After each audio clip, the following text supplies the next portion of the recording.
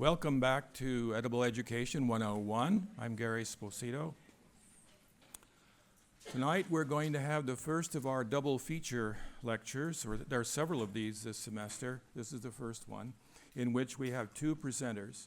And the way we'll work it is to take questions after both presenters have given their lectures. So we'll hold your questions until then, and we'll do it just like we did the last time, which is we'll have mics for you guys here in the audience, and we'll be taking questions from social media as well. So we'll handle it that way. We'll get a mic to you right away when you have questions. So do ask your questions. We want you to do that. Also, I want to welcome the audience in the Brower Center. We also welcome your questions. Hello again. And to say once more that we're very grateful for the sponsorship of the Edible Schoolyard project in making it possible to have that audience in the Brower Center. It's very important to us. And now I ask you to please turn off your cell phones, sit back and relax and enjoy the presentations. So I'm going to go first, and then I'll introduce our second speaker after that. Now, tonight we're talking about health essentially throughout the entire evening, but in maybe two different ways, although they are related. I'm going to talk with you a little bit about the health of the planet. And this is in the context that Michael provided last time, Michael Pollan, which I thought was excellent. He laid out the agenda for the course pretty well. So if you were taking careful notes, you really got most of what you need to know about where this course is going. And Michael did give you examples of a number of important adverse ecological impacts of agriculture the way it's done today, the way it's done conventionally. What I'm going to do is maybe a little more than fill in the blanks, but what I'm going to do is to try to give you some detail, a kind of Cook's tour of the ecological impacts that agriculture is having on a global scale. And you may find that some of the news is new to you. You may find that some of the news is not so great. But you will see that there are very good people like yourselves thinking about solutions to these problems. They are very urgent and pressing problems in many ways, as you're going to see. Now, to begin with, this opening slide has a kind of picture of the transition over time on Earth, both in the continents and in the oceans, of agriculture's impact on the environment in general. This is from a paper published a couple of weeks ago in Science magazine, which was actually about the prospect of large-scale extinctions in the ocean. Below it is a quote which is from a New York Times op-ed which was written early last month, which was actually about the collapse of the Atlantic cod fishery, but it's really more general than that, as you can see from the quote. I hope you've had time to read it. It's kind of a somber statement. And really what it is also is a good way to summarize the assigned reading for this time, for this lecture, which is a chapter from a book that Michael Pollan mentioned by Wendell Berry, which is from this book, The Unsettling of America. The chapter title is exactly the same as the title of my lecture. And Berry takes you through some ideas of the time, which were, and this is about 40 years ago, in which there was just an emerging consciousnness of these kinds of issues that he was bringing to the attention very well for everyone who read his work. And this states, in a sense, it's my conclusion too. It states where we are right now. We've got a problem here, and this is getting to the heart of the moral dilemma. It's not the practical, technological, or scientific dilemma, but it is the moral dilemma that we face. We haven't figured this one out yet. So that's what one should be thinking about, perhaps, as we go through what I have to say and what Professor Nestle has to say tonight. We need to figure this one out. Now, I think I owe to you some kind of explanation of why I think there's an ecological crisis, or why Wendell Berry might have thought there was an ecological crisis, and why that crisis is one for agriculture. So I'm going to do that. I'm going to spend some time right now telling you why I think there's an ecological crisis. In the last 2 or 3 years, there has been a number of papers published, articles published in respectable journals, which are consensus reviews of where things stand in respect to biodiversity. global biodiversity. Biodiversity just means literally the biological diversity, and you can think of it of species, of how many different species, how rich is the speciation in an ecosystem or something like that. It's perfectly fine to think that way. Now, there are two things that these very recent reviews have done, and they're actually given to you as references here if you want to take a look at them. One of them is to establish that biodiversity plays a very important role in the functioning of ecosystems and in their stability, or better, their resilience against disturbances. So that's the first thing that's true. Biodiversity does seem to be at one of the key aspects of an ecosystem, which allows it to function in a way that we would call normal or healthy, as well as allowing it to recover whenever something happens that's sudden, for example, a sudden storm or the onslaught of invasive pests or whatever it may be, some sudden disturbance. So the resilience or the stability, they're both pretty much saying the same thing, both seem to be tied to biodiversity. There's this first article, Biodiversity Loss and Its Impact on Humanity, goes into great detail with all of the good experimental evidence we have now from many, many studies to show that this is true. So biodiversity is important to the way that the natural world operates. That's the first point to be made. Now, these ecosystems in our world are something which we regard as useful. And that means, therefore, that they provide us services. And these services are typically categorized as provisioning and regulating. Provisioning services, for example, 60% of the developed water supply in California comes from the ecosystems in the Sierra Nevada range. That's a provisioning service of those ecosystems. They provide us with 60% of our water supply in California. About half of the water that flows into the San Francisco Bay Delta system is coming from the Sierra Nevada. So that's a provisioning. A regulatory ecosystem service, that would be something like carbon sequestration. Carbon being sequestered in the plant biomass or in the soil and so forth. Why is that important? Because we all know that carbon getting into the atmosphere has been a problem. And of course, ecosystems with higher plants in them sequester that carbon for us. That's a service which mitigates climate change. And in fact, the terrestrial ecosystems take up about half of the carbon, the excess carbon that we put in the atmosphere all the time from fossil fuel burning. So that's what's meant here. Now, the important point was that there's good evidence now that biodiversity also is important to those ecosystem services being there when you need them, where you need them. So that's another important aspect. Okay, so that's part of the picture, that good recent work that's been reviewed by a large group of scientists, mostly ecologists and conservation biologists, now is pointing to the fact that biodiversity is essential to the way the world works and essential to the services that we all expect and enjoy from the ecosystems around us, the wild ones in particular. Now, what's wrong? Well, what's wrong is that the extinction rates are going way, way up. The second paper, which has a large number of authors published very recently, shows in fact that by very careful work we can deduce that the extinction rate now on Earth for all sorts of species, birds, amphibians, and mammals in particular, but also fish and so forth, these extinction rates are about 1,000 times higher than they were before we showed up on the planet. Maybe more significant to all of us is that they're about 3 times higher than they were before 1900. So they've been going up, and they're seriously going up. A large number of species are threatened. And they have begun to conclude that the major cause of the problem for extinctions is the destruction of natural habitats. Natural habitats, that's where the creatures live, that's where the plants grow. Let me give you a little example.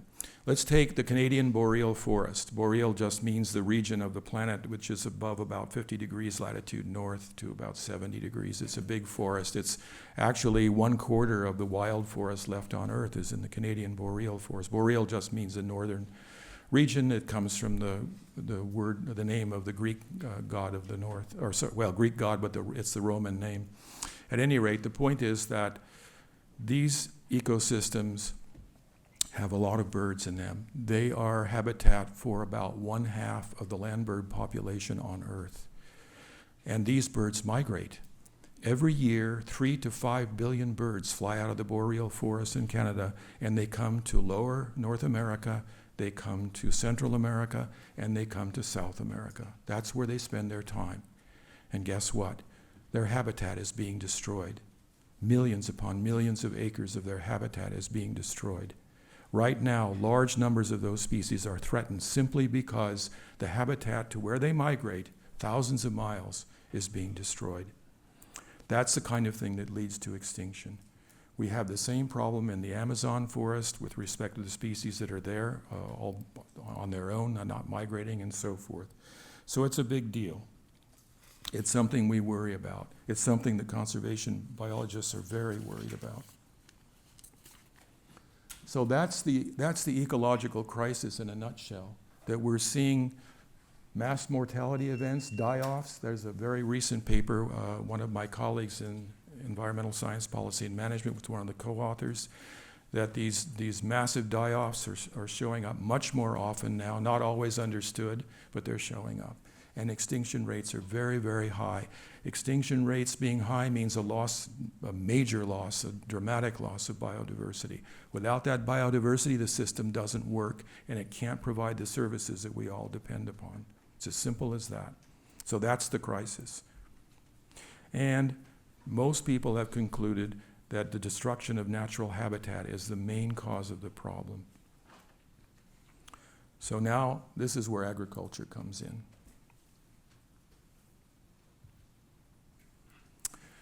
Here's a map of the globe, and in fact here, up at the top here, you can see that boreal forest in blue. There it is, they're shown at the top. This is showing you some major types of what are called biomes in ecology. A biome is a class of ecosystems which share similar climate and vegetation. So there's a tropical forest biome, a boreal forest biome, a desert biome, and so on. It's just a name. Anyway, this is the Earth as it might have looked before agriculture came. And this is the current situation with respect to cropland and pasture and rangeland. Now, agriculture consists of two parts. Cropland is part of it, and so is rangeland and pastureland. They're both agriculture. Now, this color coding is showing you where the croplands are the most intense. The deeper red-brown, the more intense. And I think you can see rather straightforwardly that a majority of the croplands are really in the global north. The equator is about right here, running through Indonesia and across Africa and the upper part of South America. So most of the croplands are in the global north, intense stuff. But most of the rangelands are, pretty much most of them are in the global south, as you can see here. Right now, 12% of the global land area is taken up with crops. This is the ice-free area. So we're not talking about anything that's under ice all the time, although that's changing as we speak, isn't it? And 26% of the global land area is in rangeland or pasture land. So together, that's 38% of the global land area already given over to agriculture. That's nearly 40% of the global land area. That's a lot. The amount of land area that was freed up by the last melting of the glaciers, 12,000 years ago, that was 30%. So agriculture has actually taken up more than that, more than the amount of land that was freed up by the glaciers melting. Another thing that you should know is about 1/3 of the cropland is actually not used to grow food for us. It's used to grow food for animals. Animal food. So if you do the math here, about 1/3 of that 12%, that's 4%. You add this to the 26, which of course is all for animals, and you get 30. You divide the 30 by 38, what do you get? That about 70% of our agricultural land is used for raising animals, not for feeding people. It's used for raising animals. I mean, they do feed people in the sense that the animals eventually get eaten, yes, but the food does not directly go to people. It goes to animals. So that's one important thing to keep in mind. 70 to 75% of the agricultural land in the world is used to raise animals. Let's suppose you took that third of the cropland and you didn't raise animal food. Let's suppose that you raised food that people could eat instead. And you did it at the same rate and way that people do it now for all the other croplands. How many people could you feed? That's been worked out very recently. The answer is 4 billion more than we feed now. 4 billion. Why is that? Well, that's because, as Michael pointed out last time, the animal food system is a very inefficient system. He said something about it took 2.5 kilocalories. He said calories, but everybody knows it's a kilocalorie. It doesn't matter. Call it a calorie. Big calorie. It's a calorie. 2.5 calories of fossil fuel energy to give you 1 calorie of crop energy now. With animals, it's 10 times larger. He didn't mention that. It's 25 kilocalories to get 1 calorie of animal calories. So it's really an expensive investment in terms of the energy cost. It's also that, as you'll see, in terms of the water cost and so forth. So the point here to be made is that we're making a certain choice here. That we've decided to have the animals raised on 75% of the agricultural land. But that comes at a cost.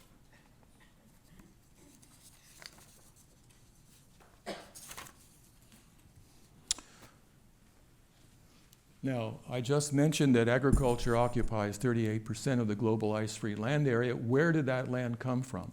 70% of it used to be grassland. 70% of the grasslands were sacrificed. 50% of the savanna is grassland dappled with trees. 45% of the temperate deciduous forests and 27% of the tropical forest biomes originally present are gone. They've been turned into agricultural land instead. Those wild ecosystems are gone. That's what we've taken so far. Also, I think most people know this, converting tropical forest to cropland is an especially harmful process insofar as wild nature is concerned. There are high biodiversity losses because the tropical forest, as everyone knows, is really the most biodiverse area we have on Earth, just about. There are major effects on the water cycle that I'll speak about later, and we have a very high what is called carbon debt.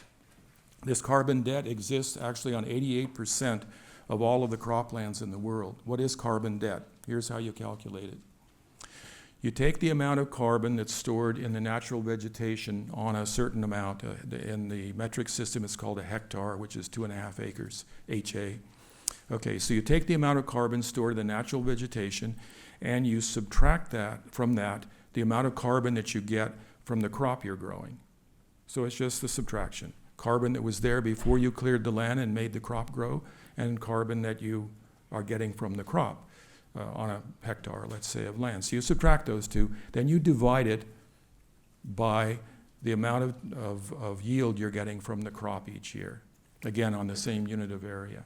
And the ratio is called the carbon debt. So what does this mean? Well, what it's saying here is that this is how many tons of carbon, these are metric tons, which are 2.2 English tons, but that's not important. This is saying here's how many tons of carbon you lose by growing this crop per ton of crop yield. And in our part of the world, and the color coding is evident, I think, our part of the world, the average is about 16 in these units. In other words, every time we grow the crop, for every ton of crop we grow in the northern hemisphere, on average we're losing about 16 tons of carbon per hectare. Every time we grow that crop, we're losing that carbon because the crop can't make that much carbon. It just doesn't do that. The natural biodiversity gives us much more. In the global south, as you can see by the color coding, the figure on average is about 70, excuse me, which is about 4 or 5 times higher, 4 times higher. In other words, there's a huge carbon debt in the global south. Excuse me, I'm sorry. It's really large, and this has been noticed. In particular, you can see Southeast Asia. Here's Indonesia, which has a very large carbon debt. It's among the highest. Their land has been cleared I believe the amount that was cleared, the amount that was cleared in the first 12 years of this century is equal to 40% of the size of California. It's a very large amount of tropical forest that's been cleared. It's been cleared to grow oil palm that people love all over the world. It's used for a huge number of things. Why is that important? Well, Indonesia has 10% of, excuse me, it has 10% of all of the species of, 12% of all the species of mammals in the world. It has 17% of all of the species of birds in the world. It has 10% of all the plant species in the world in Indonesia. And tropical forest is being converted there, and besides that, it has a huge carbon debt, meaning we're losing the carbon that was stored in the biomass as we grow things there. It's as if to say that you've replaced your old car with another car that uses 5 times as much gasoline. And one could say, why are you doing that? And that could be asked here. So there are 2 things going on here. One, the conversion to agriculture is not very efficient, as you can see in terms of carbon. Number 2, there's a lot to lose here because that's tropical forest and it's extremely biodiverse, as you just heard from those species figures.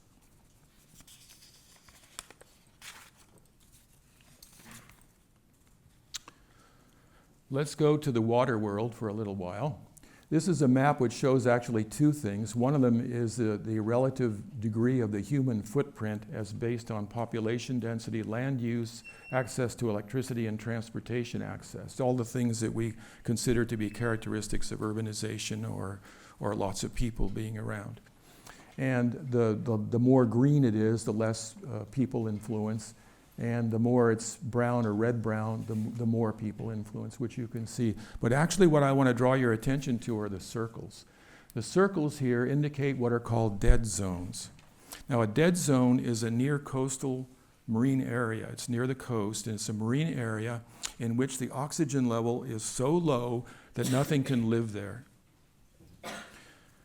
And right now, as you can see from the little graph, and if you'd counted them, you would see it, we have over 400 of these dead zones around the world that have been cataloged, and people are studying them. The 2 largest ones are in the Baltic Sea. The dead zone there is the size of the entire Central Valley of California. And the other one that's very important is in the Gulf of Mexico, right as the Mississippi comes out. That one is the size of the Sacramento Valley in California. It's a zone where nothing can live. Why? Because there's no oxygen. Why is there no oxygen? That's because nitrogen and phosphorus, which are used as fertilizers, because plants and everything alive needs nitrogen. We need nitrogen and phosphorus. The nitrogen we need to make protein, the phosphorus, that's what our bones are made of. So everything needs nitrogen and phosphorus, and so do plants. And so fertilizer is used to make the plants grow as well as possible. But guess what? Too much is applied, way more than what the plants take. Globally, there is actually, on the average, globally, about 60% more nitrogen is applied than the plants take up. And about 48% more phosphorus is applied than the plants actually take up. Where does that go? It goes into the waterways. In the case of the Mississippi, that drains 41% of the conterminous United States, so it all comes down to the Gulf of Mexico. The nitrogen and phosphorus are nutrients for plants. Algae are plants. The algae bloom then when the nitrogen and they're being fertilized. It's come down the river, spreads into the marine zone. The nitrogen and phosphorus fertilize the algae. They bloom like crazy. Then they die. And when they die, the bacteria begin to decompose them, as they should. The bacteria need oxygen to do this, so they draw the oxygen in the water way down. And they win. They get the oxygen. If you're a mobile fish, you get out. Sal si puedes. If you're not, if you're a starfish or a shellfish, you suffocate. That's it. These are called zones of hypoxia, and they exist all over the world, and the majority of the reason for why they exist is because of nitrogen and phosphorus put on in excess to fertilize cropland. That's another problem. And of course, it's going to lead to extinctions and to all sorts of other issues with respect to biodiversity. What about water resources? Here I have to tell you about a term that you should know anyway. It's called consumptive use. You'll hear water experts use that term all the time. It's very, very important. A consumptive use of water, another name for it, which is a nice name, is the water footprint. Consumptive use of water means water that you use for some purpose, and then it gets evaporated into the atmosphere instead of being returned to the water body or put somewhere where someone could use it again. So this happens when you irrigate a crop. If you irrigate a crop, the water goes in the soil, the plant roots find it, the water goes in the plant roots, it goes up into the plant, and the plant transpires the water or evaporates the water to the air. That's what makes the plant grow. In fact, yield of crop is directly proportional to the amount of transpiration, amount of water that goes through the plant and evaporates from the leaves into the atmosphere. So that's a consumptive use because that water is no longer available there for use. Now granted, it'll come back again as rain somewhere, but it can't be used right away. So that's a consumptive use, and it's called the water footprint. Agriculture accounts for 92% of the global water footprint for just the reason that I explained to you right now. You grow a crop, you put the water through the crop, it has to do that. Way more water is put through the crop than is actually taken into the crop. That's a very small amount. And for that matter, the crop yield, whatever it may be, grains of cereal or fruit or whatever, that amount of water also has a consumptive use, but it's tiny. It's really much more important to talk about the water that goes through the plant and out in the atmosphere. That's the consumptive use. And agriculture is the reason for that. Cities and businesses and so forth have very small consumptive uses because the water is still available as liquid water when they use it. Granted, it might have lowered in quality, but that's not being discussed right now, just the amount. Now, the water scarcity is defined in terms of consumptive use. You take the water footprint and divide it by 20% of whatever the runoff is in a river basin and multiply by 100 to get a percent. And that's called the water scarcity. What does this mean? Well, this 20% of the normal runoff in a water basin is the maximum water flow that the experts have so far provisionally said can be sustained by a water body without harming all the other life that shares that water body. I mean, after all, this water in rivers and in lakes and so forth, that's shared with the other creatures of the world. It's not just fish, of course, but all the other creatures. So people have been spending some time thinking about this, and the current figure is 20% that you can consume, in the way I'm using consumptive, you can consume that 20% of the runoff. You can do that, but whatever you do, you better leave 80% of it still left over, or you're going to start to see severe ecological damage to the creatures that share that water with you. And that's been documented around the world. What I would like to see in California is this worked out for every river basin in California to see if that 20% is right, or do we see harm at 15, harm at 30? It would be good to know, because obviously the figure would change a bit if we knew exactly. But right now the working figure is 20%. You can consume, now you can withdraw more. You might withdraw half of it. But if you put back 30% and only consume 20 years, you're at the mark. What this map shows you, this is pretty recent, is showing you the areas of the world where the consumptive use or the water footprint is very high for a certain number of months. There are some areas of the world where, in fact, they're already taking their allocation right now, that 20% right now, all year long. And then there are other places where it's several months. Actually, there are 3 billion people living in river basins where they're taking twice this amount. They're already taking double what is considered to be the safe amount that you can take this way and use for something. So this is a serious problem. And this water footprint for the world, given, again, current consumption patterns, which means a high meat diet, which everybody's trying to get. Michael talked about that. Everybody wants to eat a lot of meat. But the water requirement for getting a calorie of animal protein versus a calorie of cereal protein, 20 times higher. So it's a huge water user. And so as a result, and the reason for that is actually, it's not that the cows drink a lot of water. The reason for it is that the feed used to grow them takes that water. And this is not an efficient way to get calories, right? You're feeding an animal and it's at the top of the food chain, so to speak, for its own area. And as a result of that, you're getting something that's inefficient here in terms of calories. So it takes a lot of water. Well, this water footprint, if we keep business as usual, is expected to double by 2050. So we're looking at a situation which is not great with respect to the use of rivers and so forth, irrigation, all the kinds of, and we have drinking water competition, we have water in business and so forth. I mean, those are all still there too. And this water footprint is mainly agriculture, as I mentioned, irrigated agriculture. 75% of the agriculture in California is irrigated. So that's a problem also. We've got a big water footprint. And again, you can lay the charge to some extent to the consumption of meat and the desire that everyone has to consume meat. We want to get more. The food demand is expected to double between now and 2050. The population isn't going to double between now and 2050. It's going to be about 30%, maybe 25 or 30% larger. We understand correctly what the calculations are about that. There's about 9.6 billion maybe people by 2050. We're at 7.2, so that's an increase of 2 billion people. So it's not going to double. But the food demand is expected to double. Why? Because everybody's getting better off. And when they get better off, they spend more money on more kinds of food and they want more meat, just as Michael told you last time. More meat means more water. There it is. What about the atmosphere?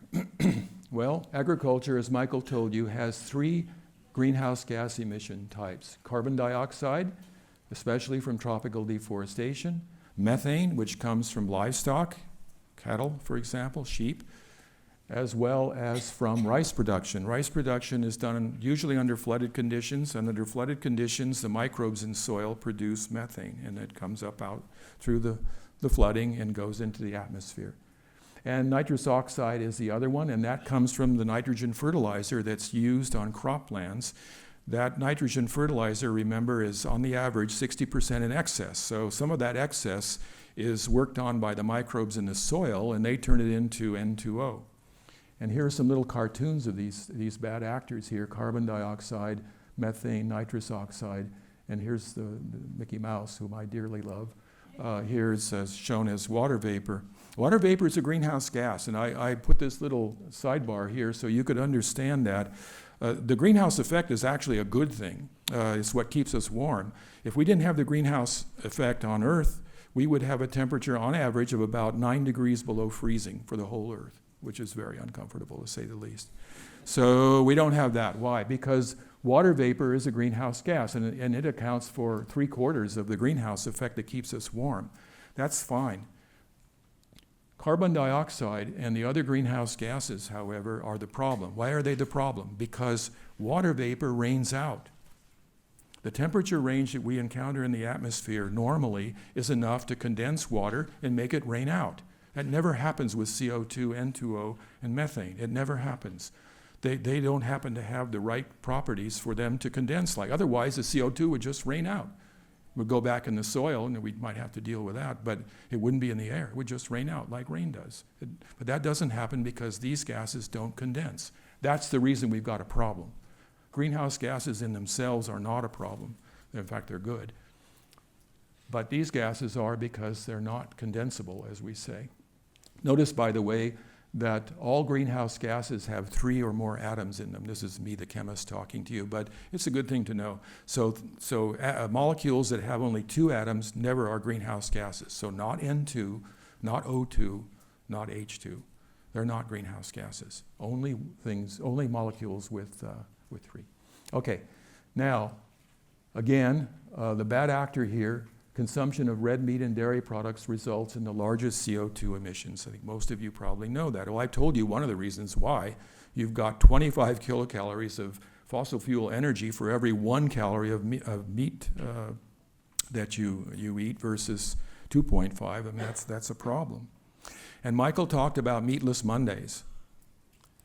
Meatless Mondays means this. It means you decide that 1 day a week you're just not going to eat meat like you used to. Or if you want to put it another way, you're going to reduce your meat consumption by 1/7. Okay, I will just do that. If you do that, it's the same. It offsets the carbon that you create by driving 10% of the time that you do. In other words, by not eating meat 1 day a week like that, what you do is offset the carbon the same as if you left your car in the garage for 5 weeks. You just left it sitting there and didn't drive it. You offset that much carbon. That's if you switch from meat to some kind of a vegetarian diet on that 1 day a week. Imagine what it would be like if everybody switched 7 days a week. You can figure that out pretty easily. 70%, right? Not only that, but that 10% can be translated in cars. Let's suppose everybody in California says, I'm going to do this. I'm going to take 1 day a week, or I'm going to eat 1/7 less meat than I used to, red meat, chicken meat, whatever. That's the same as taking 1.5 million cars in California off the road all the time, just like they didn't exist. In other words, you've offset them by doing that.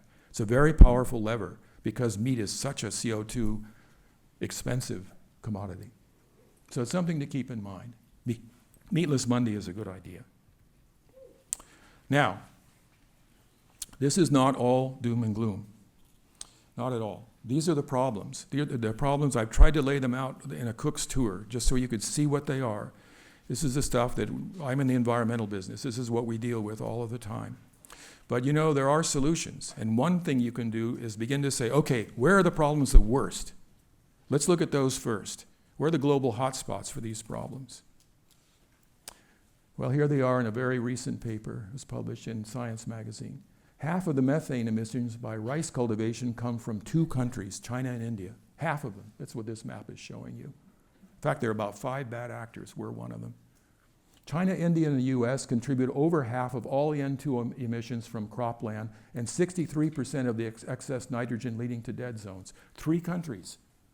3 countries are doing that. You work on those guys, you're going to lower the whole thing. It's going to make a huge difference. 3 crops, wheat, maize, or corn, and rice account for 68% of these emissions. Brazil and Indonesia contribute half of the CO2 emissions from deforestation. 2 places. Work on them, and they are working in Brazil. There's a moratorium on soy now. Cattle ranching is being pulled in. That's actually the biggest cause of deforestation there. It's not oil palm like it is in Indonesia. So there's where the work has to be. China and India contribute half of the water footprint due to irrigation. So there are the hotspots. This, of course, means global cooperation. It means policies worked out in concert. It goes back to that first statement. It means working for the common good because we all benefit from this. There are a couple of other things that could be said here.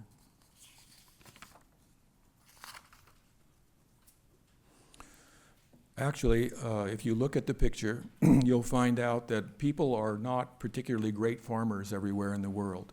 I'm sorry. A lot of the crops are raised in the world well below what their potential yield would be. In other words, they're not being raised in a way that they actually yield as much as they could under the best conditions. And there are a variety of different reasons for that. Let's suppose you said as a goal, I would like to see the world's crops all raised at half of their potential yield. That's all. Just half. I mean, some of them are down at 1/3 and 1/5 and so on. Let's get them all up to half. How many more people could we feed? Answer, 1 billion.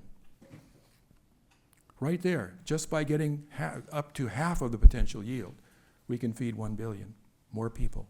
Remember, we're going to get 2 more, right, between now and 2050? What about the other billion? What is the 3rd largest emitter of carbon dioxide equivalent, greenhouse gases in the world? We know China's first. US, of course, is second. What's 3rd? I'm not asking you really. I'm just saying it rhetorically. Here's the answer. Wasted food. Wasted food is the 3rd largest greenhouse gas emitter in the world. The 3rd largest. We waste 1/4 on the average of the food that's grown. So that's 1/4 of all the fertilizer gets applied for nothing. 1/4 of all the cropland is being used for nothing. We can do 1/4 of all the water that's being used is being used for nothing. It's wasted. Let's suppose that you work in all the countries and say, let's get together and reduce the lost food. Let's reduce the wasted food just by half. Let's just get it down to half. How many more people could you feed? Answer, 1 billion more. We've got our 2 billion right there. Get the crop yields up by half to half their potential. Get the wasted food down by half, just by half of whatever it is. You've just fed 2 billion more people. So there are answers out there. These problems can be solved. They definitely can be solved. What it takes is a political will and enough people understanding these things and the kind of goodwill that it takes to solve problems together. These problems are not going to be solved by any one country. So I don't want you to think it's all negative. It isn't all negative. The problems are extremely serious, and we're in very bad shape when it comes to biodiversity. Agriculture is the main culprit. It's the choices that we make. Michael said this already, the choices that we make, but we're free to make those choices. Each one of us in this country can. And remember, you live in a country that eats 4.5 times the amount of meat as the world average does. Maybe we don't need to do that. So I'll leave you with that, and we'll go on to our next talk.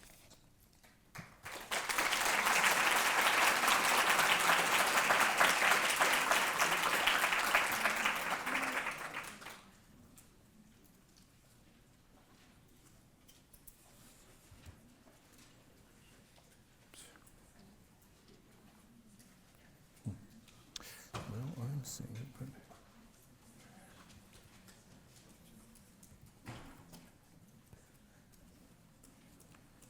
I may need some help with the slide projector, though. I'm not quite getting, it's not in duplex mode for some reason.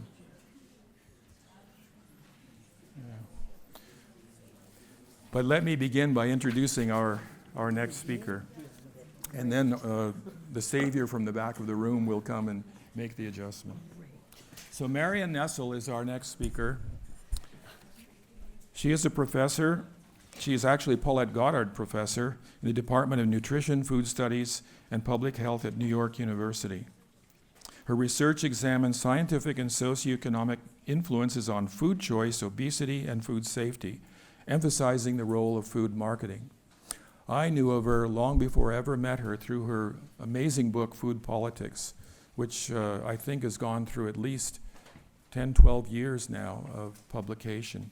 Her forthcoming book, which I'm quite excited about too, is about food advocacy in the soda industry, and it's going to be published by my publisher, the Oxford University Press, this fall. So look for that for sure. Food advocacy in the soda industry.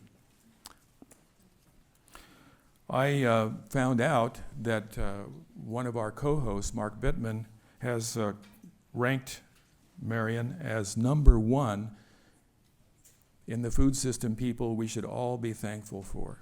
And I can tell you personally, I'm very thankful that she's here tonight to talk to us. So please welcome Marion Nestle.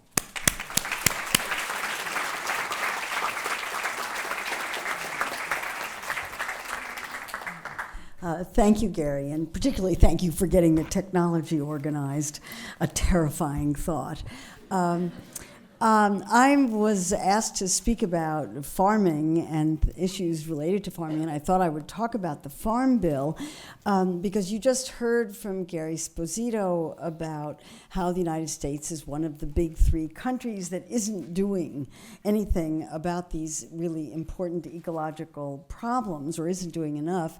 And I'm going to talk about how our agricultural policy isn't even thinking about these kinds of issues and what a long way we have to go to do something to address these problems, and I'm going to be dealing with that. I'm delighted to be here at Berkeley, in part because of Berkeley's very long agrarian tradition. Those of you who are new students here might not realize that in 1917, when the architect who did the Berkeley campus did Hillgard Hall, he carved into granite the statement, "To rescue for human society the native values of rural life." You might not think of Berkeley as being an agrarian, as having agrarian values, but those are engraved in the history of your campus. I come to this as somebody, I describe myself as a food systems person. I teach in a department that has food studies programs at the undergraduate, master's, and doctoral level. And we have programs in food culture and food systems. And what I mean by food systems is the connection between agriculture, food, nutrition, and public health. When I was studying nutrition and was a master's student here in public health nutrition, and actually even as an undergraduate many years ago, it never occurred to me that agriculture had anything to do with nutrition. I really didn't get it. And it took a long time to realize the importance of agriculture to everything that we do, particularly to public health. Now I think you cannot understand anything about why people eat the way they do without understanding the way our agriculture system works, which brings me to the whole question of the Farm Bill. What is the Farm Bill and why should you care? It seems to me this is a very good question to ask at Berkeley, which is famous for its glorious farmers markets in which people here vote with their fork every time they eat, and in which you just won an outstanding victory in getting a tax on big soda. Congratulations, we're all very envious of you. Well, I asked the same question a few years ago. Why would anybody need to know anything about the Farm Bill, which makes eyes glaze over just to think about it? And in 2008, when we were working on the previous Farm Bill, I thought, I don't know enough about the Farm Bill. What better way to learn about the Farm Bill than to teach a course in it? What was I thinking? So on the first day of class, I asked my poor innocent students what they thought an ideal agricultural policy would be. And this is what they came up with on day one. And you can see whether you can think of anything that you might want to add to this. An ideal agricultural policy, if you were going to start from scratch, would first of all feed the country. It would provide an adequate food intake for everybody and at a price that everybody could afford. It would pay the farmers who were growing it enough money so that they made a decent living, and it would do the same for the agricultural workers who were picking the crops and working in the food system. It would promote all the things we in Berkeley love: local, regional, organic, and sustainable food systems. It would promote fruits and vegetables, because that's what everybody ought to be eating for health. And on a global level, it would promote fair trade and reasonable food aid that would empower countries that needed food aid to eventually get on their feet and take care of their own food. It would protect the natural resources that we just heard about: air, water, soil, and it would promote animal welfare while we were raising animals to eat them.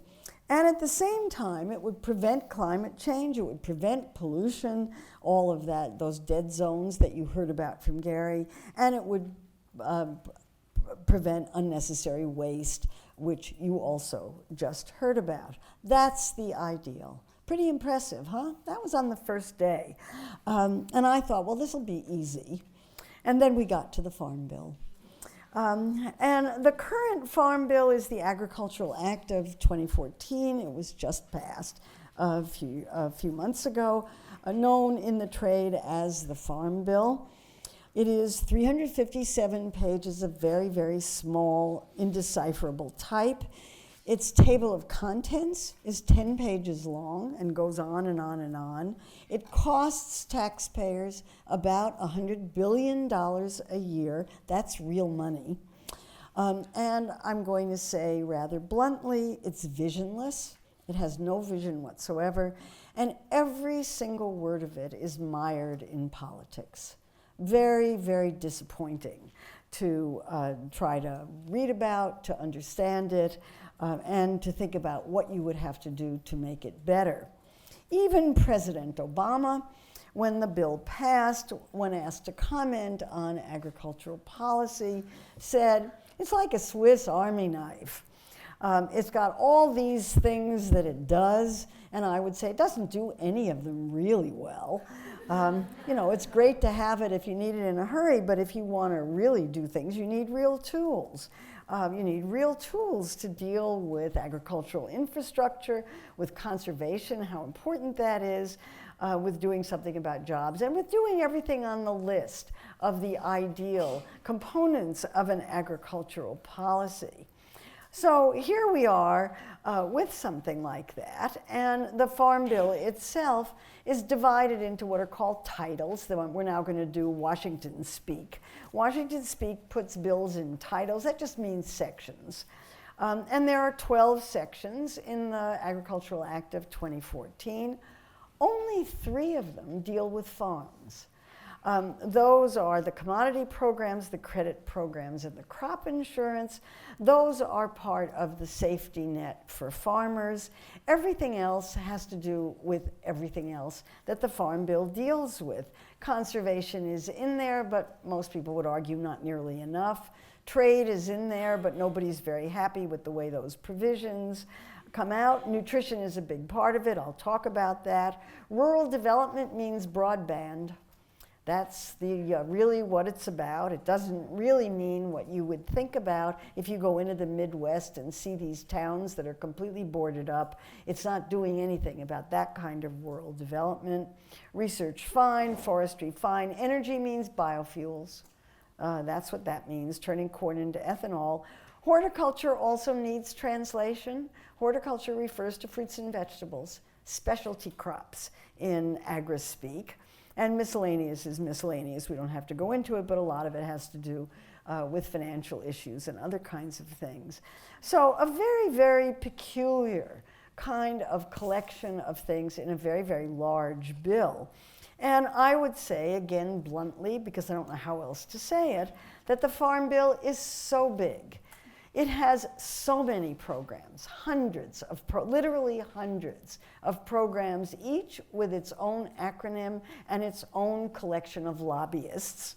It is so complicated and so confusing in its priorities that only a lobbyist can understand it. Somebody who is paid to understand the section of the Farm Bill that somebody has hired the lobbyist to understand can understand it, and therefore it is totally undemocratic because no normal mortal can understand this thing. Certainly not in its entirety, and I would have to say that no legislator can understand it either, and even the legislators on the Agricultural Committee only understand what's going on because they have people on their staff who have made it their business over the years to try to understand the different provisions of the bill. My class found this very unsatisfactory. They were extraordinarily distressed every time I said, nobody can understand this thing, because they felt that professors ought to be able to explain everything. And I'm afraid I could not explain a lot of this except in the details. Now, we have to ask the question, how did we get to this? How did this happen? How did we get a piece of legislation that is so far from ideal as to not even approach it or address the same issues? Well, for that, you have to go back in ancient history to the Great Depression of the 1930s, when farmers were growing crops, but the public didn't have enough money to buy them. Nobody had money. And so farmers would grow the crops would be destroyed, they would pour oil all over them, so they didn't go on the market and were given away for free. There was a horrible incident in which huge numbers of baby pigs were destroyed because nobody had the money to buy them. And that convinced Congress to do something to try to set up some kind of system that would support farmers so that they could continue to grow food. And that was the beginning of the farm bills and the agricultural support system that we now have now. Now, in the beginning, the agricultural supports, which were a system of very complicated loans, price supports, acreage limits, those are now gone, but in the beginning they were there, and then marketing supports. Those were meant to be emergency measures, just to get the farmers through the Depression.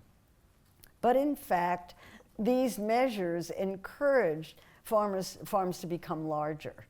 And the larger farms began to look at these different kinds of support systems as entitlements rather than emergency measures.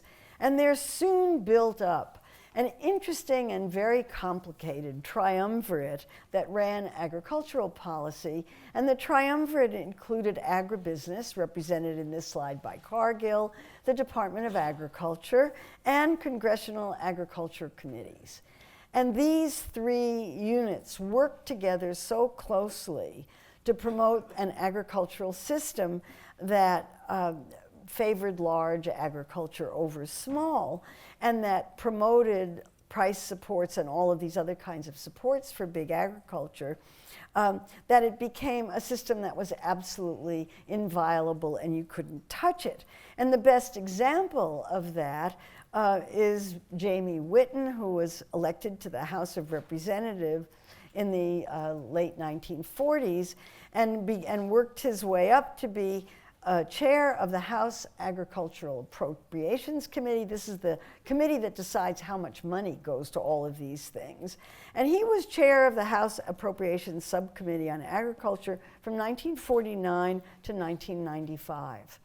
And it is one of the great ironies of Department of Agriculture policy that what you see at the bottom is a picture of the main Department of Agriculture building in Washington, D.C., proudly advertising its farmers market, which is right outside of this building, in front of the building that is named for Jamie Whitten. It's the Jamie Whitten Federal Building named after him. And that system lasted well into his tenure on the committee, except that it fell apart because of changing agriculture in the United States. And we have to look at what is referred to by the Department of Agriculture as the 20th century transformation of U.S. agriculture and farm policy. And you heard about some of this from Michael Pollan, but I want to show you some data on it. First of all, the big change was the pressure to get farms larger. So between 1950 and 2000, the number of farms in the United States went from nearly 5.5 million to about 2 million. And at the same time, the farms that remained became much, much larger, going from 200 acres to more than 500 acres, or to nearly 500 acres on average. An enormous shift over time, and if you want to know why rural America is so depleted of population and is all boarded up, this is why. Because with the decline in the number of farms came a decline in the population, and that's why the Midwest is so depleted of people. There were other changes as well. The number of crops per farm declined from an average of 5 different crops per farm in 1900 to an average of 1 crop by 2000. And that's, of course, the monocropping that Michael Pollan talked about and the lack of diversity that you heard about from Gary Sposito.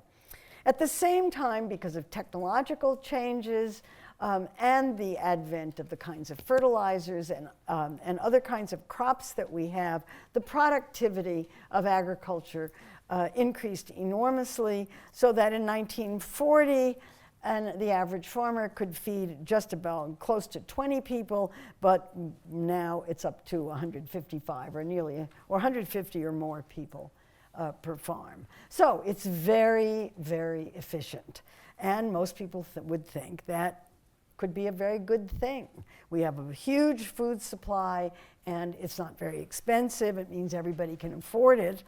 And so to some extent, some of those ideals are being met. There's some other interesting things about the changes, and here's one of them. These are maps of counties in the United States, electoral districts in the United States that are dependent on farms for most of the income in those counties. In 1950, much of the United States was agrarian, and most counties in the United States were dependent on farm income. By 2000, there's a band in the Midwest going down the country, straight down the Midwest, and in the South. And what's really interesting about this map is that it tracks very nicely with election results and the red states. You can superimpose the red states over these maps, and they're pretty close. So that tells you a lot about the political situation. That also tells you why agribusiness spends more money on lobbying of Republicans than it does on Democrats. And this comes from Open Secrets organization. a website that is an invaluable resource for anybody who wants to know about how lobbying works in the United States. This is the place where you go to find that out. They've performed a tremendous public service in providing this information in an accessible way. Now, I've said that the Farm Bill is big and complicated, and I've said other rude things about it, and I now want to go into a few examples, if I may. I just love this picture. It was during the time when the Farm Bill was under consideration in 2013, and here are these poor legislators looking at this incredible pile of paper. You can bet that they couldn't possibly have read through all of it. So when I say that the bill is big and incomprehensible, this will give you an example of why. I've said that the bill is complicated. This comes out of the Farm Bill in 2008, but as far as I can tell, it hasn't changed. And these are federal milk marketing orders that come under the commodity title of the Farm Bill. And the only thing I want you to see here is all these colors. Each one is a different price structure. Try and understand this.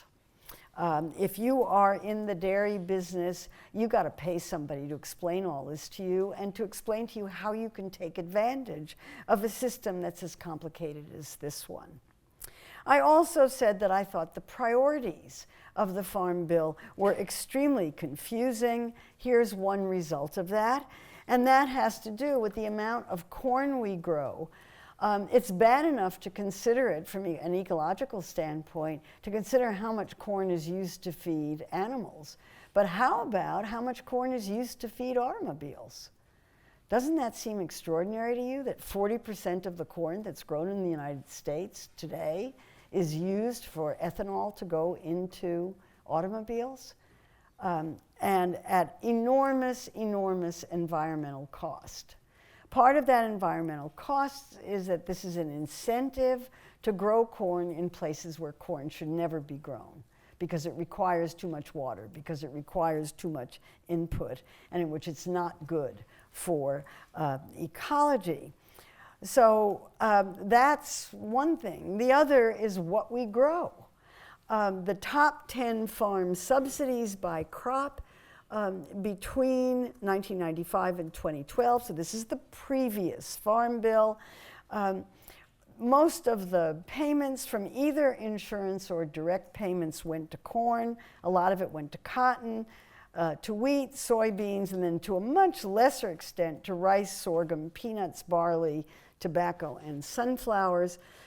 Almost all of this to feed animals, if not cars. But certainly to feed animals, feed and fuel, not food. And this was, somebody calculated that there were $253 billion in total subsidies of these particular crops during those years. There was some 689 million for apples. That sounds like a lot, but millions are rounding errors in Farm Bill terms. If you're not talking about billions, you're talking about spare change. And the other specialty crops, fruits and vegetables, had zero subsidies. Now that's changed a bit in the 2014 Farm Bill, but not by much. One result of all of this was tremendous overproduction of food. Farmers were being paid, once the acreage limits were removed, which happened in the 1970s, farmers were paid to grow as much food as they possibly could. Hedgerow to hedgerow was the term, and farmers are very good at following incentives. They're really good at producing food efficiently, and so the result of that was a sharp increase in calories in the food supply that occurred starting in the late 70s, 1980s. That's what the arrow points to, is late 70s, early 80s, exactly tracking with rising rates of obesity. Now, for those of you who know epidemiology, so this is an association, and association is not causation.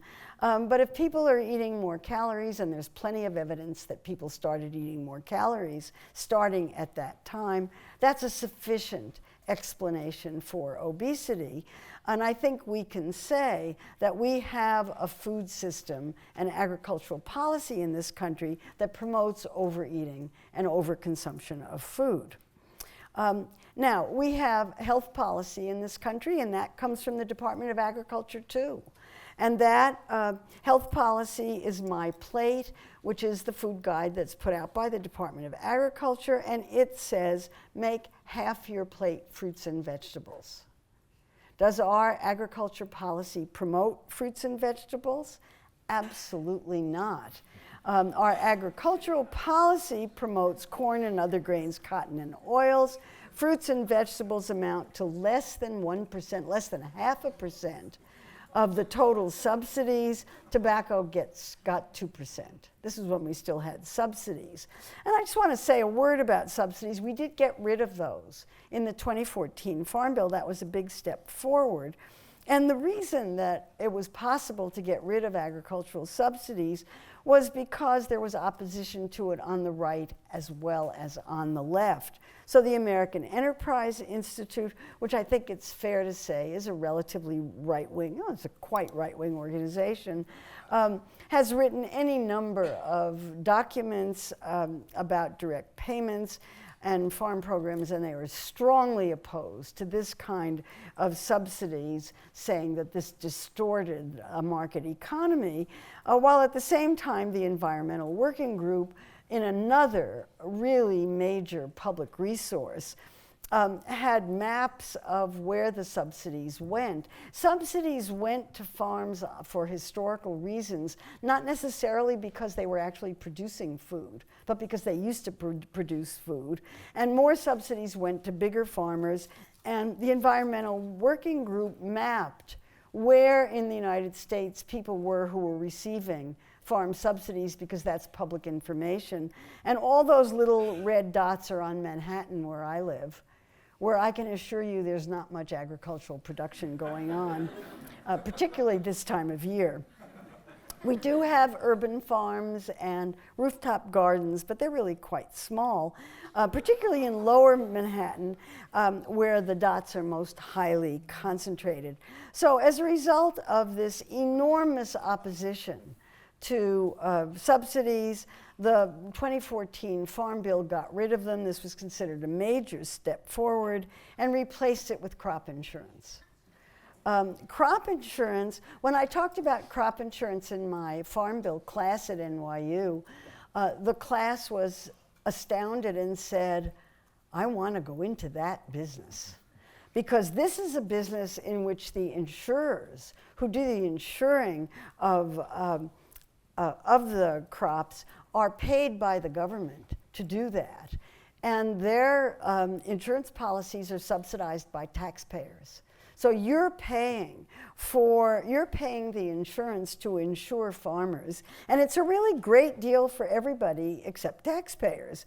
The farmers get $1.90 for every dollar they put into crop insurance, and the insurance companies get $1.44. And the whole thing is guaranteed by the government. That means you. And so people who are looking at these kinds of things, like Brian White, who's an analyst of crop insurance, made this statement that crop insurance has the advantage of obfuscation.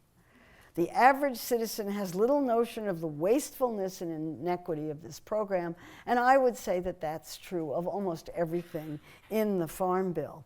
The other thing that makes people really concerned about the Farm Bill is that farmers are making money these days. And I'm talking about the big farmers, the agribusiness. Gross farm income has gone up steadily since 2000. Production expenses have gone up, but not nearly as much. And net farm income has increased steadily over that period. Again, we're not talking about the people who are selling at farmers markets on Shattuck. We're talking about large agribusiness in the Midwest and in these other places. And all of this together is, of course, fodder for cartoonists. And this cartoonist says, looks like they passed the Farm Bill. Too bad the farmers aren't here to see this. I am a farmer. Right. I love the cartoons on this. Here's another one. Of course, there's pork. It's a farm bill. Because if I can summarize this, the Farm Bill favors and provides incentives for big, intensive farms. It favors the South and Midwest over the Northeast and West. And you in California know that because California grows the specialty vegetables. It favors animal feed, not food. It favors biofuels. And it promotes overproduction, which creates its own problems, not to mention, of which one is obesity, but the others all have to do with ecology and the environment. And even the American Enterprise Institute says it's not fair, it's bad economics, and it's really bad policy. If we're serious about standing up for free enterprise in America, we need to stand up to statism and cronyism, and the Farm Bill is an example of both. Politics makes very strange bedfellows. So, bad economics. Up till now, I really haven't said anything about how much any of this costs, and I want to talk about money for a little bit. Here is the president's 2015 spending bill budget, $3.9 trillion. Look at where it goes. Half of it goes to Social Security. Those of us who are getting into my age bracket are very happy about that. Medicare, also very happy about that. Medicare and healthcare costs 39%. Veterans benefits, only 4%. Transportation, a tiny amount. I think we should be spending more on that. And food and agriculture is listed at 4%. Not very much. I mean, you can do 4% of $3.9 trillion and figure out how much that is. A lot of it goes to the Farm Bill. So let's take a look at spending in the Farm Bill, because if you're not aware of this, it should come as a big shock to you. Where's the money in the Farm Bill? 80% of it goes to food stamps. 80%. Commodities, crop insurance, conservation, and everything else in the Farm Bill, everything that supports farmers, everything that does everything else, accounts for only 20% of the spending in the Farm Bill. Food stamps totally dominate the Farm Bill. So let's talk about food stamps for a little bit. The reason that so much money is spent on food stamps is because our economy isn't doing all that well. And this is a slide that goes from 1975 to 2014, and it counts the number of individuals receiving food stamps during that period. It is now 46.5 million, and it has been above 46 million at least since 2010. So as the economy is not doing well, more and more people are eligible for food stamps. Food stamps are an entitlement program. Anybody who meets the criteria for them gets the money. Two other things about it. So $70 billion was paid out to food stamp recipients in 2014. They get a little over $100 a month on average. And there's another $4 billion on administrative costs. So that's the $74 billion of taxpayer money that was spent on food stamps in 2014. And you can see steady increases in both, reflecting the higher cost of administration of more and more people who are receiving the last remaining vestige of a food security safety net in this country. So the question arises, is this a farm bill or is this a nutrition bill?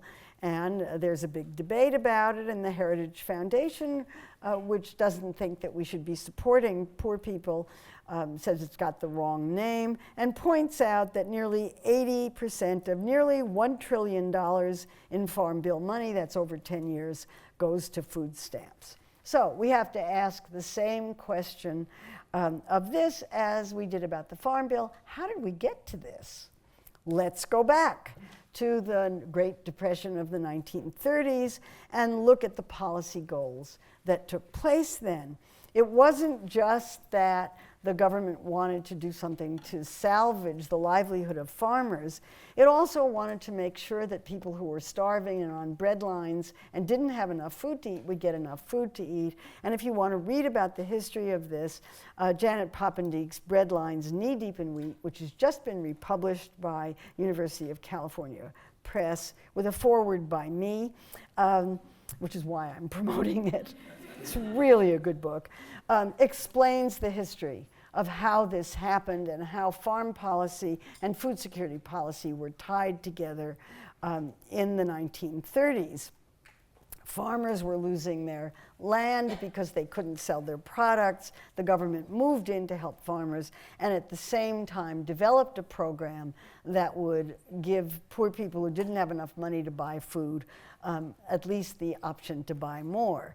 So the way it worked from 1939 to 1943, this was Roosevelt era, was that if you had to have some money, and with that money you bought orange stamps, that you could use to spend on any food except beer, wine, and liquor, items eaten on premises, and in 1941 soft drinks were added to that. And I'm going to track soft drinks in this because I'm in Berkeley, and you just voted a tax on soft drinks. Then for another 50 cents, you would get blue stamps, which would allow you, for every dollar in orange stamps that you bought, you would get 50 cents in blue stamps that you could use to spend on agricultural surplus commodities, which were commodities that the government bought from farmers if they couldn't sell them at a reasonable price. And that program lasted until 1943, when in the Second World War, everybody had jobs and they were no longer needed because there weren't masses of poor people as there had been in the 1930s. In the early 1960s, it became recognized that there were poor people again, and there were lots of people out of work and lots of people without money. And in 1964, Congress passed a Food Stamp Act, and the ineligible foods in that act were alcohol, tobacco, and imported foods. It was suggested that soft drinks be added to the list of ineligible foods, but that was defeated. And here's President Johnson signing some bill, and that's the Food Stamp Act of 1964.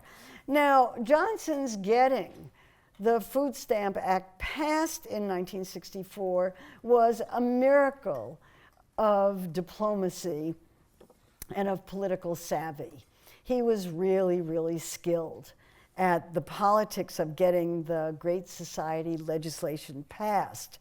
And what he did in the case of the Food Stamp Act, which farm states were totally uninterested in, was to do classic log rolling. And by log rolling, which is the term used for you vote for my bill and I'll vote for yours. And so what he did was to broker a log rolling arrangement between the farm states that didn't have quite enough votes to pass all those agricultural support bills that the big agriculture wanted, and urban states which didn't have quite enough votes to pass the Food Stamp Act that would help them relieve some of the pressure on the poor. And so that was how he got that passed. By 1973, it was clear that log rolling was going to have to be institutionalized in order to keep both the agricultural supports and the food stamps going. And so the 1973 Farm Bill incorporated the Food Stamp Act in it to a certain extent. It passed amendments to the Food Stamp Act, and in 1977, the Food Stamp Act was incorporated into the Farm Bill as the Food Stamp Act of 1977 with a very clear statement of policy, which was to, in order to promote the general welfare, to safeguard the health and well-being of the nation's population, this act would do that by raising levels of nutrition among low-income households. So it was a nutrition bill and specified as a nutrition bill. Then there was one more major change in it, and that occurred in 2008 when food stamps was renamed the Supplemental Nutrition Assistance Program, which everybody calls it SNAP, but it's still called food stamps because the food stamp seems to stick. And the reason for the change was the focus on nutrition, to improve the nutritional quality of the diets of low-income households, also because by this time nobody was using stamps, they were using electronic benefit charge cards, and they believed that food stamps stigmatized the poor and that these cards would take away the stigma. Whether that's true or not, we can argue about. But that was in the 2008 Farm Bill, and the name has stuck. And that brings us up almost to the present time. And now I have to introduce one other factor that relates to both, and that is that in general, poor people in the United States have higher levels of obesity than wealthier people. And it's one of the great ironies of United States poverty, and the typical explanation of it and the standard explanation for why poor people are heavier is that junk foods have more calories, more concentrated calories, and junk foods are cheaper than specialty vegetables because junk foods are the basic ingredients in junk foods are supplemented and supported by government farm bill programs, and fruits and vegetables are not. So fruits and vegetables seem abnormally expensive, and in fact their index price has gone up quite a bit since the early 1980s as compared to junk foods. So the Department of Agriculture, well aware of this, in 2006 published 2 reports on what could be done with the food stamp program to try to reduce levels of obesity in food stamp recipients. Food stamps and obesity, ironic twist or complex puzzle. Can food stamps do more to improve food choices? And the Department of Agriculture had 3 possibilities for how it might do that. One was to tinker with the ineligible items and makes junk foods ineligible, particularly sodas. Those are always the obvious ones. To use bonuses and vouchers to try to encourage consumption of fruits and vegetables, and to use price strategies. And the one that the Department of Agriculture chose was bonuses and vouchers. And there are a number of pilot programs that the Department of Agriculture is using working with some private agencies to give food stamp recipients extra money and bonuses to buy fruits and vegetables, and those programs are having a small but measurable effect. I was on a committee a few years ago called SNAP to Health, a committee that came out of an organization that studies the presidency. And our committee published a report called SNAP to Health, in which we spent a couple of years looking at all of the data on obesity and food stamp recipients. And one of the big questions was, what do food stamp recipients eat? How do they use their food stamps? Guess what? No data. The Department of Agriculture collects no data whatsoever on what food stamp recipients eat. No, let me change that. There's a great suspicion that the Department of Agriculture has this data but doesn't make it public. Certainly, places in which food stamps are used have these data, but they do not make them public. So one of the recommendations of this report was to make public all data on what food stamp recipients actually buy with their food stamps. And that's up in the air right now. We don't have that. And another recommendation, there were a lot of recommendations, but these are the 2 that are interesting. One was to reconsider food eligibility and to set up something in which some foods might be ineligible.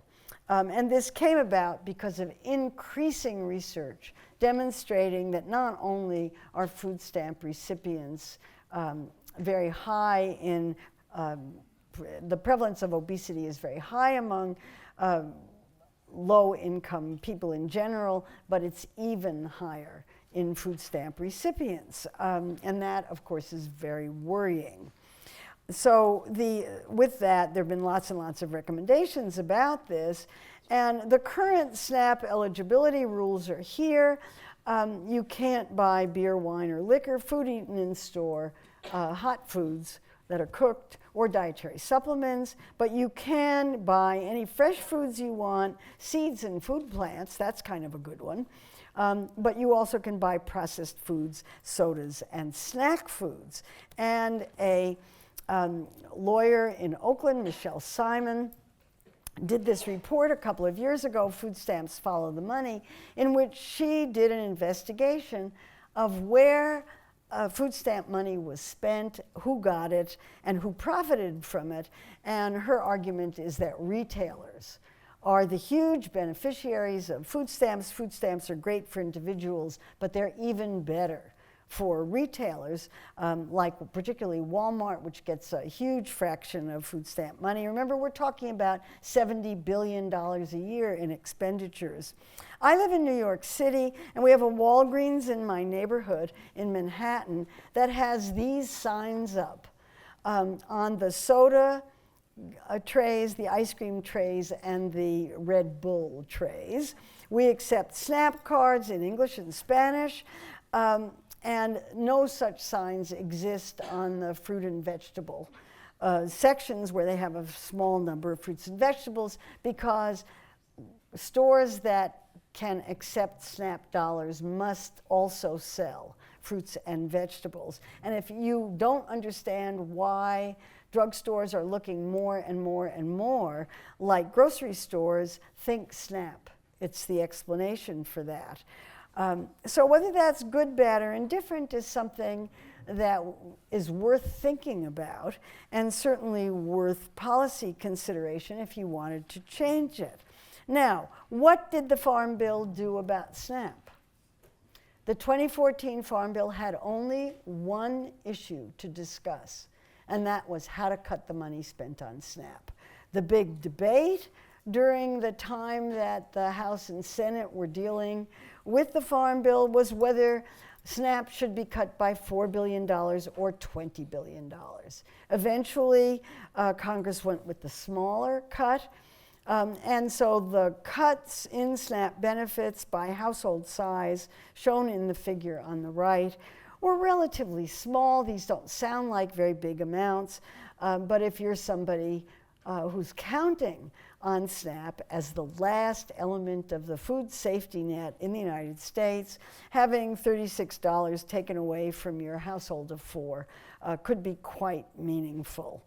Other people were concerned about the cuts too, and it was interesting that the Wall Street Journal, that radical newspaper, talked about how retailers were braced for the reduced food stamps and mourning that the cuts would fall particularly hard on grocers, discounters, dollar stores, and gas stations that depend heavily on low-income shoppers. So that's the Farm Bill. And the question is what to do about it. And here I think we face a really serious dilemma. And that dilemma is that there's almost nothing that's going to work, either in any way whatsoever. So if your strategy is incremental change, and that's the strategy that's being used now, you go to Congress and you lobby item by item. And I'm going to give you a couple of examples of places where lobbying worked and where it almost worked, came really close. The risk is that you don't get any improvement in any of this. You could split it. You could split SNAP off of the Farm Bill and look at agricultural policy and welfare policy and nutrition policy as completely separate entities and try to deal with them separately. The risk is you can't get the votes for either one. Or you could start from scratch and try to create an ideal, and that is so politically impossible in our current political climate that it's really hard to think about. So the creators of this course and the people working on this course are mostly talking about the agricultural piece of this policy and ignoring SNAP as if it's not part of the Farm Bill, let alone 80% of the Farm Bill. And so Michael Pollan, in his really extraordinary letter in 2008 in the New York Times Magazine, before Obama got elected, talked about resolarizing the American farm system, meaning changing the way we deploy energy in the farm system, re-regionalizing it so that it make it more local, rebuilding America's food culture so it's not so heavily dependent on meat, and changing the farm bill to a food bill. Really worth reading and worth thinking about.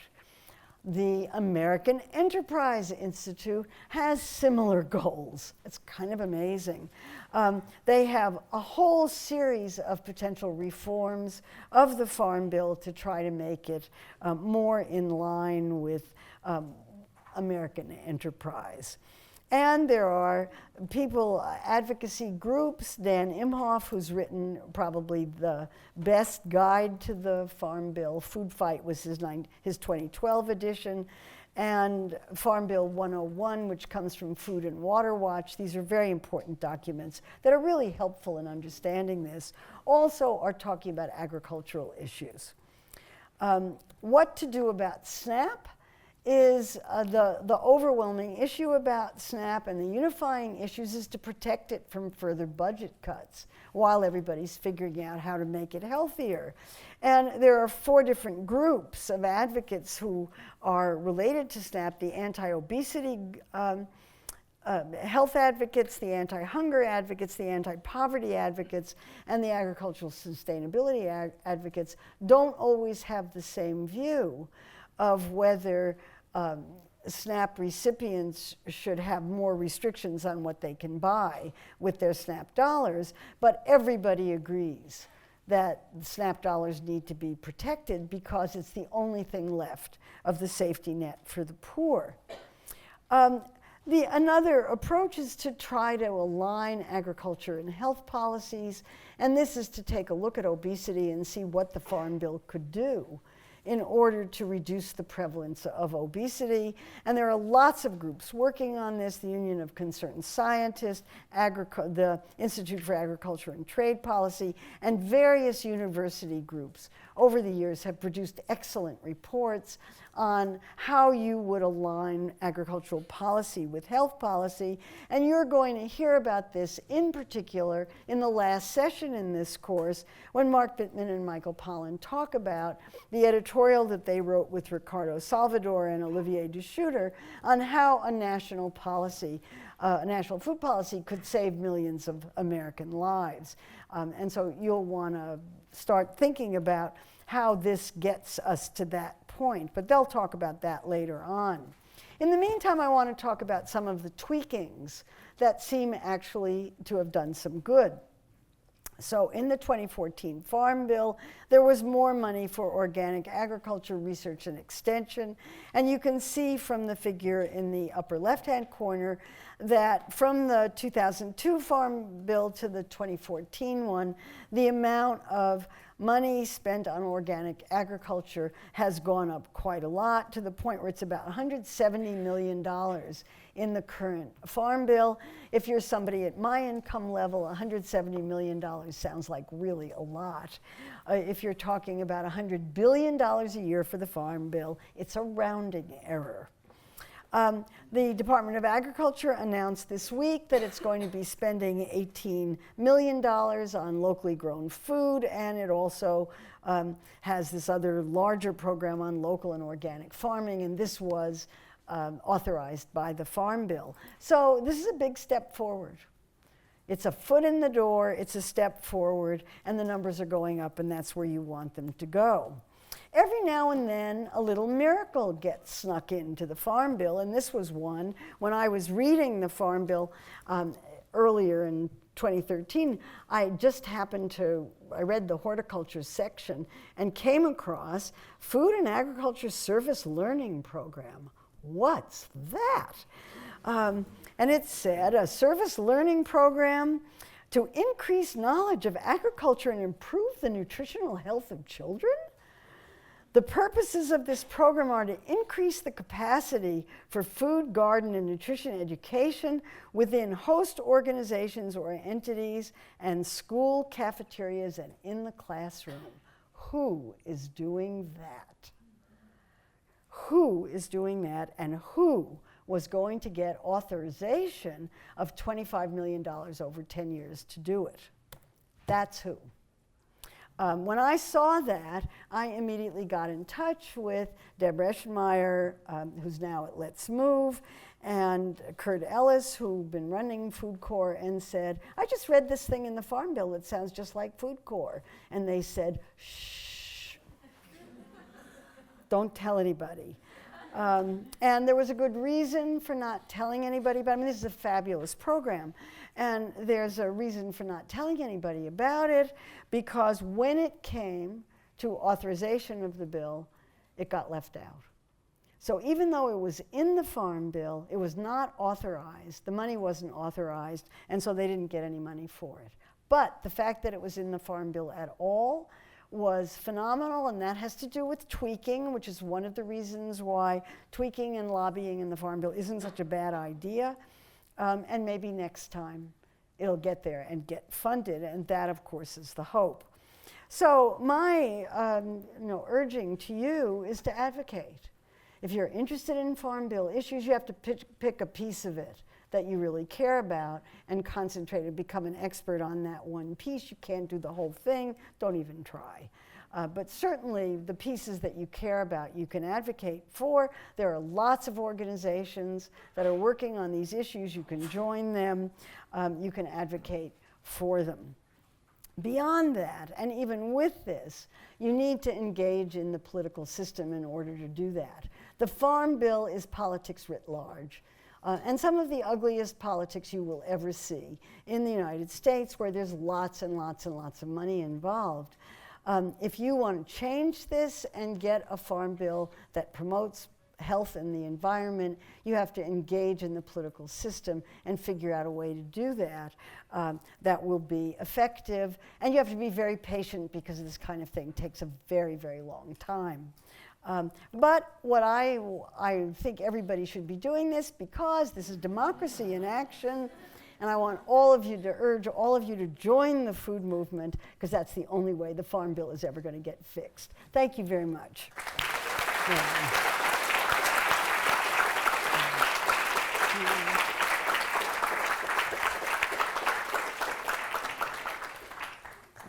We have time for questions, so the mics are out there. Put your hands up and start asking questions.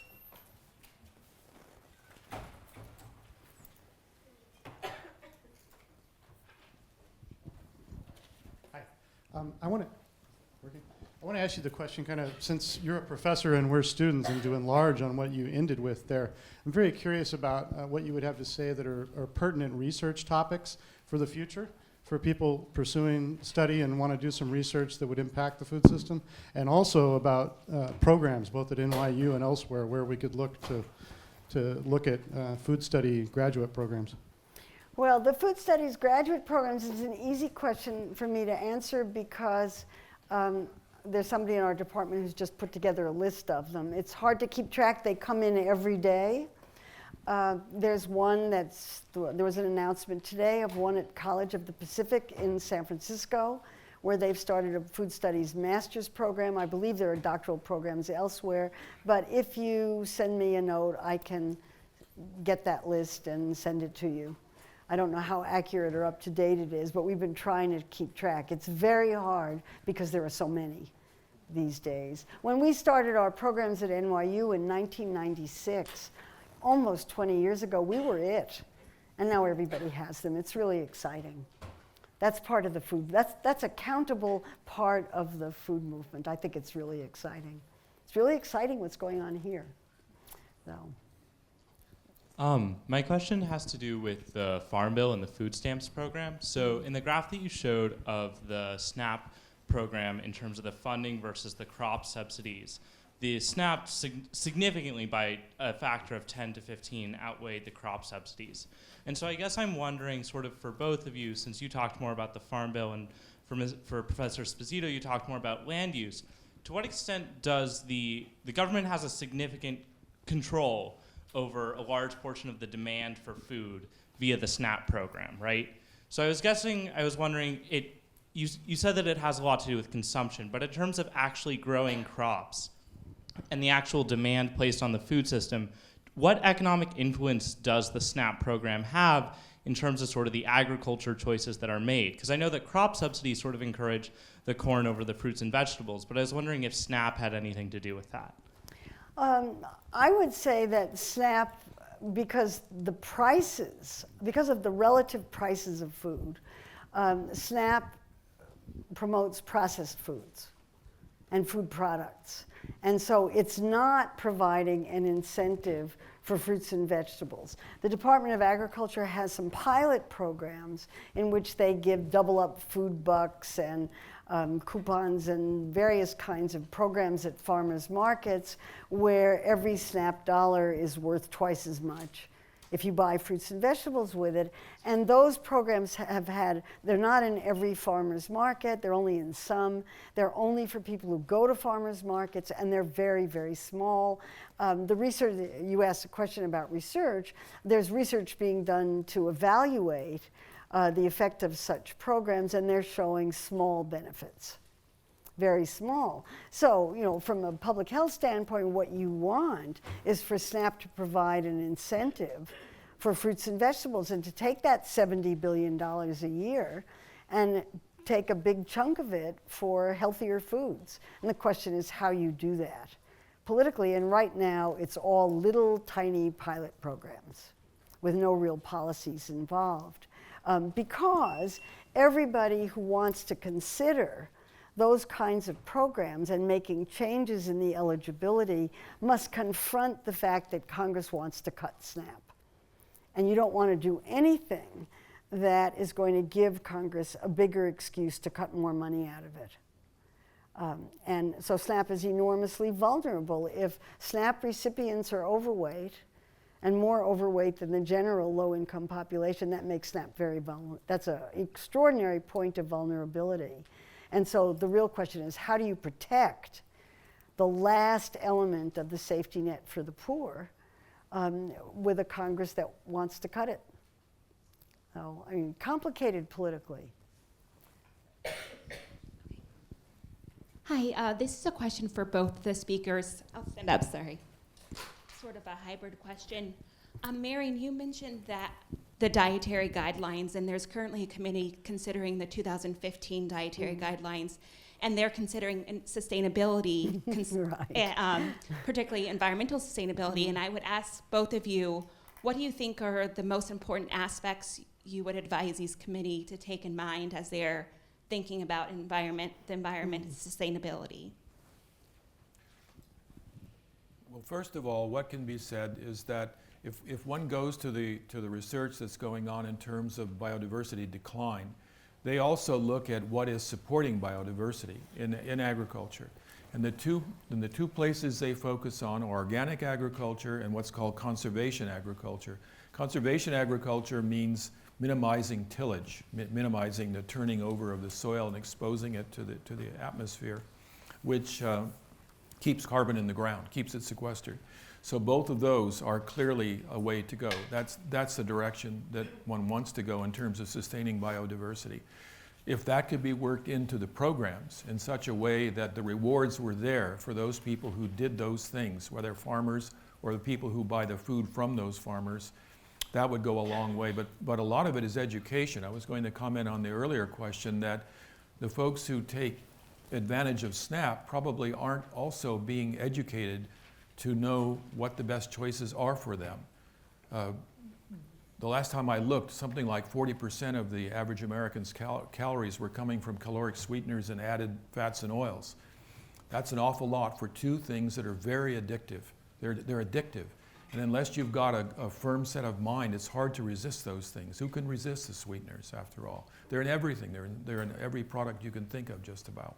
So I think there are a lot of factors going on here, but the main thing is that we do know what helps support biodiversity. We do know the practices that work better.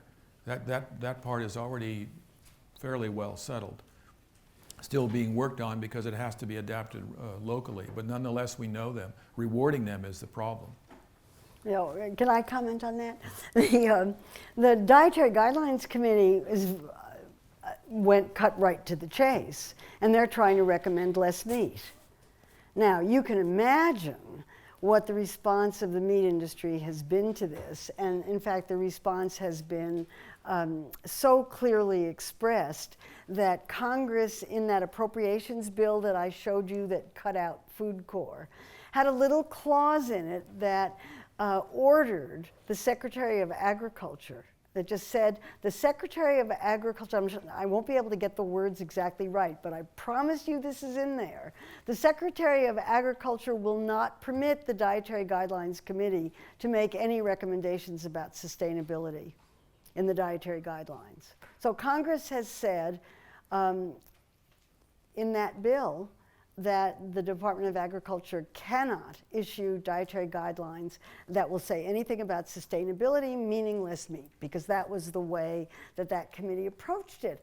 So the process of the dietary guidelines is that the committee will write a research report, and then the agencies, Health and Human Services and the Department of Agriculture, will jointly write the dietary guidelines. When I was on the Dietary Guidelines Committee in 1995, our committee wrote the guidelines. That changed in 2005, and so the process is much, much more politicized, and whereas what the committee does is totally public, what the agencies do is not. And so we will not know, it'll be a black box of how the research report, which will be public when it comes out, will be translated into the guidelines. We'll find that out this year. It'll be fun to watch.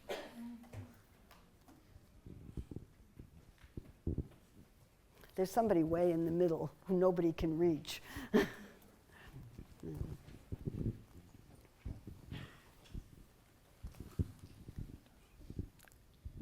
Professor Sposito, you mentioned that farmers are way over fertilizing their crops. Why are they doing it?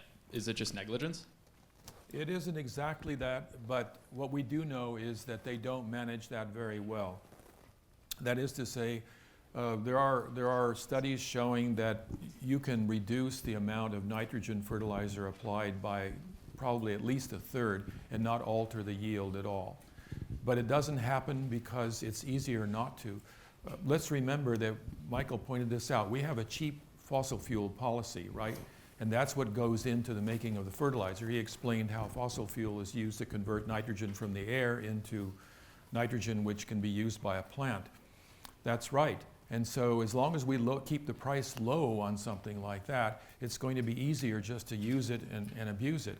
Also, I didn't mention this, but the fishermen in the Gulf weren't very happy about having, as Michael Pollan himself once put it, having the Gulf of Mexico turned into a toilet because of what was going on up in the Midwest. So they protested. And the Environmental Protection Agency said, this isn't our problem because it's a multi-state situation. You guys work it out. Now there are some guidelines in place, but unfortunately, since biofuels took over, the guidelines have been ignored largely, because with biofuels there's even more fertilizer going on, in fact. So the short answer is that it hasn't been made a serious enough problem for farmers to avoid doing this. They're given a relatively cheap source of fertilizer, and there's no real penalty to them. There's no fine on them for letting this excess fertilizer run off anywhere. And that's because, as a whole, the country hasn't decided to take charge of this. They're just making it a regional dispute, for fishermen against farmers, for example, which we have in California over water, of course, the same sort of story. There's no overview that's saying, let's do this for the public good, the good of everyone. That hasn't happened. So that's the main reason for why you're seeing this go on. It goes on all over the world, of course, but the Gulf of Mexico is a particularly bad example. So you said that a quarter of our food is wasted. Where is that food going, and how do you propose we stop wasting it? Well, the quarter is a global average.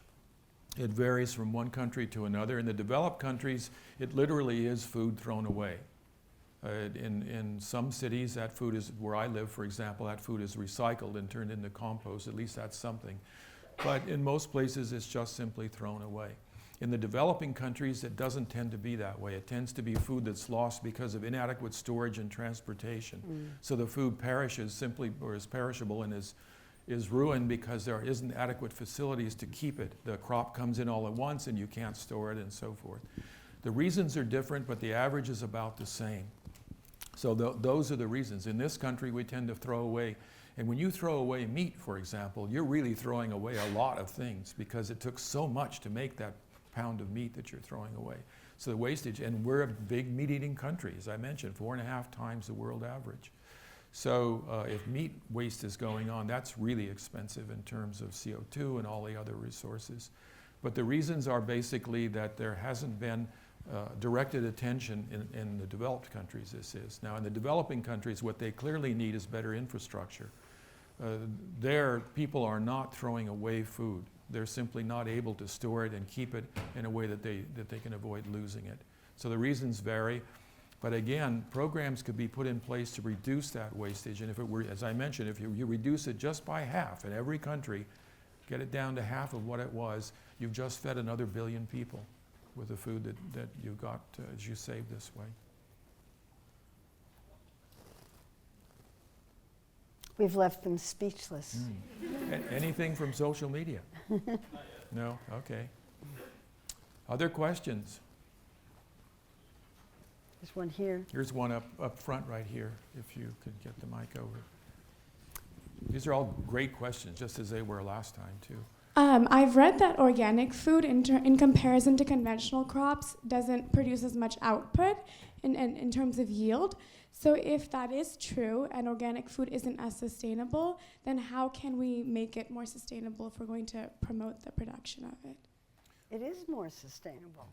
I mean, the productivity is almost as great, not quite, but it's much, much better for the soil, for water, and for everything else because it puts back into the soil what's been taken out.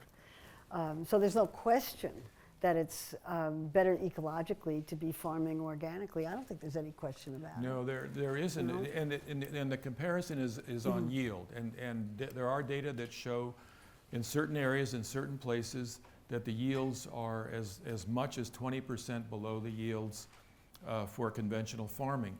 But you know, this is a poor comparison.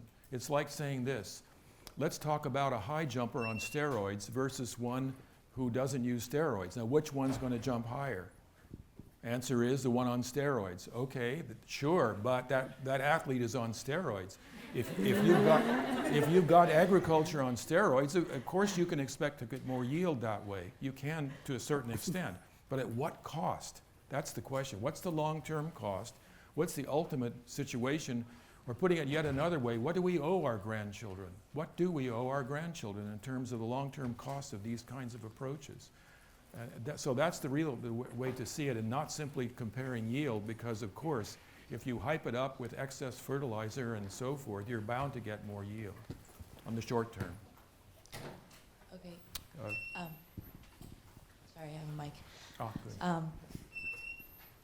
Just a comment on the organic before I ask my question. It seems that there are multiple levels of organic farming in terms of, now there are big kind of industrial organic farms, and that I'm not sure how, anyways, I'm not sure it's generalizable, the comment on sustainability of it.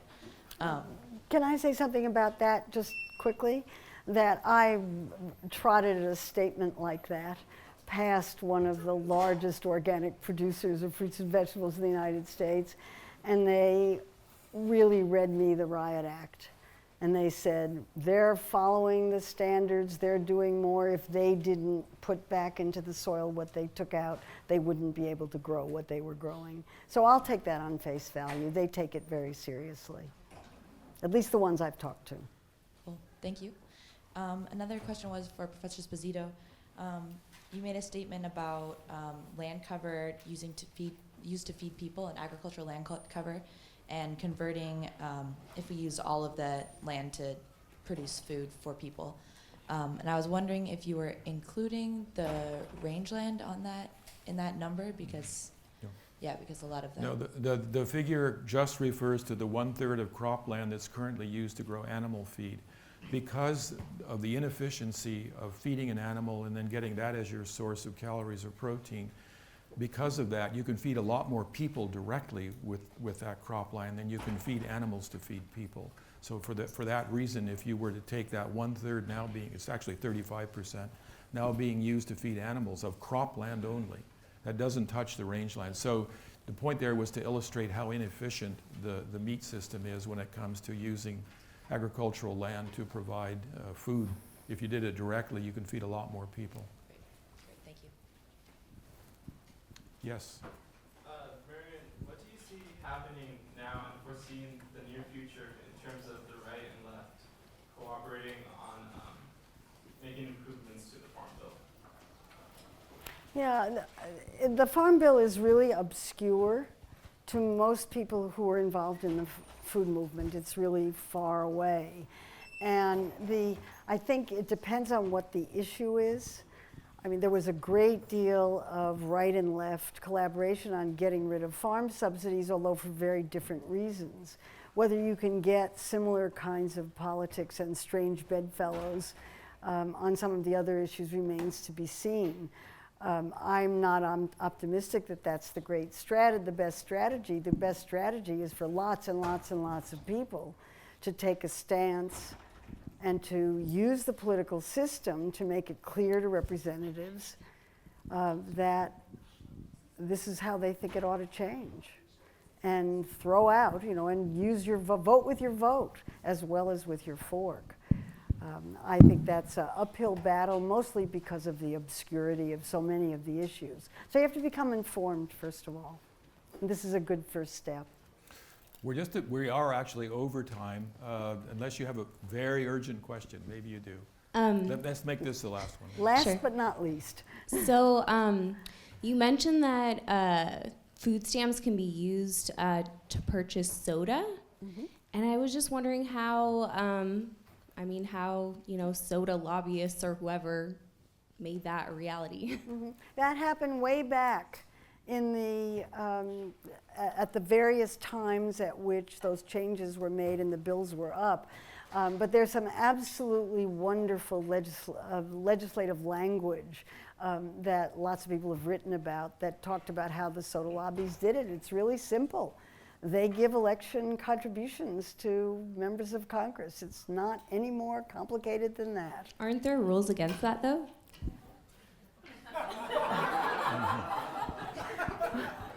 Well, it's not bribery.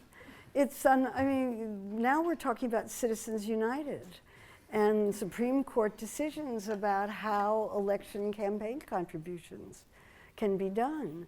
And if you want to understand the Farm Bill, you need to understand the importance of Citizens United and McCutcheon and the ways in which corporations can give money to election campaigns that are completely legal and often quite secret. And that's really, you want to talk about fundamental issues in the food movement. That's the fundamental issue, is doing something about the way campaign contributions are done and trying to put a stop to it. Thank you. Next time.